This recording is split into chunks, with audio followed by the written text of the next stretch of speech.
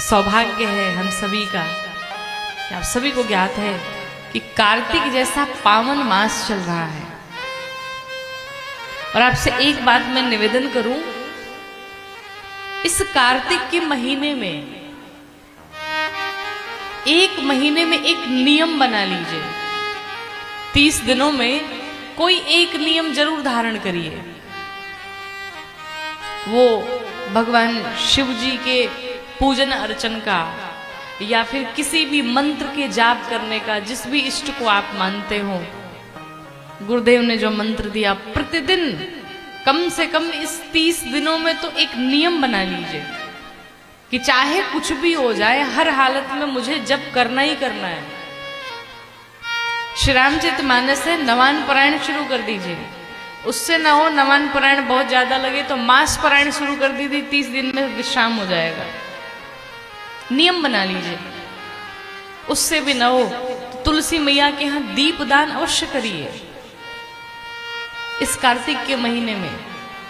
और 30 दिन तक एक नियम अपना करके देखिए, जो आपके मन में विचार होगा, संकल्प होगा, निश्चित पूर्ण होगा। कार्तिक मास इतनी महिमा है, इतना पवित्र मास है। कार्तिक मास में किया गया जो भी दान, पुण्य, यज्ञ, हवन इत्यादि जो कुछ भी है, उसका बहुत फल प्राप्त होता है। आपको एक छोटी सी कथा सुना दे, आपका विश्वास शायद बढ़ जाएगा उस कथा से। एक बार एक बुढ़िया मैया थी, तो बेटा और बहू के साथ में रहती थी। वो बुढ़िया मैया बड़ी श्रद्धावान थी, भगवान की खूब पूजा करे, खूब नाम जप करे।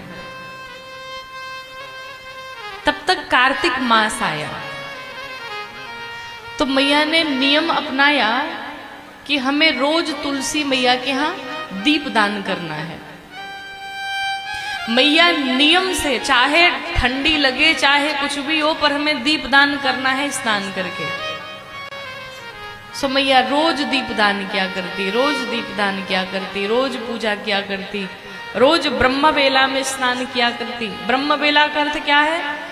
लगभग 3 बजे से लेकर के सुबह के और 5, 5:30 तक का ये जो समय है, इसे ब्रह्म मुहूर्त कहते हैं। और इस ब्रह्म मुहूर्त में स्नान करने का बहुत फल है।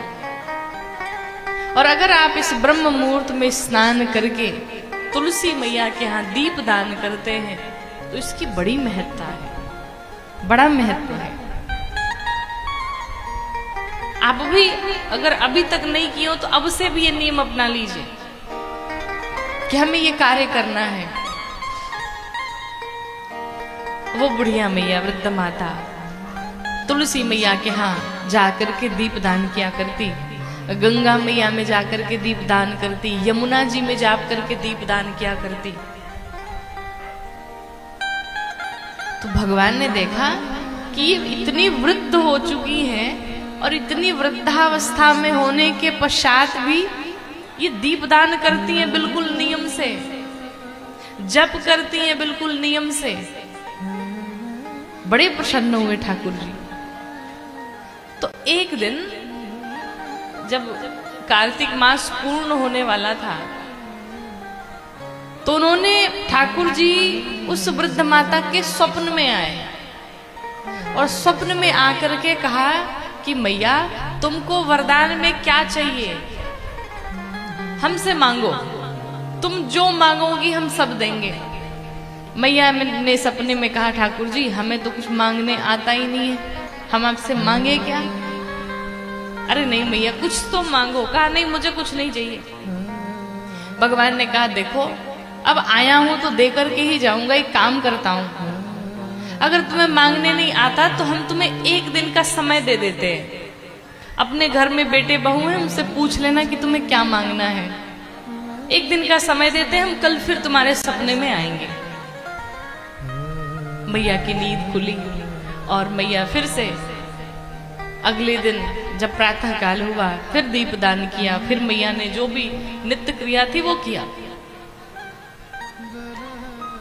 मैया का बेटा जा रहा था, मैया ने अपने बेटे से कहा लाला, आज स्वप्न में हमें ठाकुर जी दिखे थे और ठाकुर जी ने कहा है कि आप जो चाहिए सो मांग लीजिए, क्या मांगू मैं उनसे? तो बेटे ने कहा, तुम्हें नहीं पता है? अरे घर में रहने के लिए जगह नहीं है, झोपड़ी बनी हुई है, अब ठाकुर जी देना चाहते हैं तो ठाकुर जी से कह दो एक बढ़िया सा महल दे दे। मैया ने सोचा कि मांगा भी तो महल।